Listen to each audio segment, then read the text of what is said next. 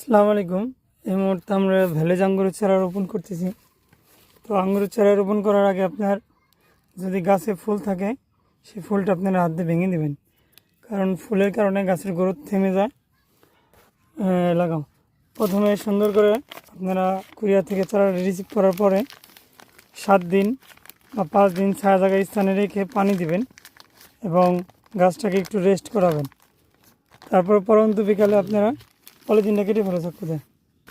পলিথিনটা খুব সুন্দরভাবে ধারালো একটা চাকু বা ব্লেডের মাধ্যমে ছাড়িয়ে নেবেন।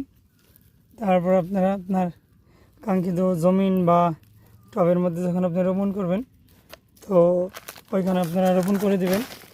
এবং রোপণ করার ক্ষেত্রে অবশ্যই কোনো ধরনের সার ব্যবহার করবেন না, রাসায়নিক, জৈব খুব সামান্য পরিমাণে। আমরা প্রতিটা করতে এখানে সামান্য কিছু পরিমাণে জিপসাম দিচ্ছি আর একটু সাথে দানাদার কীটনাশক দিচ্ছি। তো এই গাছটা আমি যখন দেখবো এই পর্যন্ত পাতা যখন এই পর্যন্ত আসবে তখন আমি বুঝবো এই গাছে নতুন শিকড় নিচ্ছে এবং গাছ বৃদ্ধি পাচ্ছে। তখন ওকে আমি সামান্য পরিমাণে খাবার দেব। এর আগে আমি ওকে কোনো ধরনের রাসায়নিক এবং জৈব কোনো খাবার দেবো না। এভাবে করলে কী হবে, আপনার চারাগুলো মারা যাবে না, মাটিতে গ্যাস হবে না। অনেক সময় মাটিতে গ্যাস হয়ে শিকড় পচে গাছ মারা যায়। এই জিনিসটা আপনারা খেয়াল রাখবেন।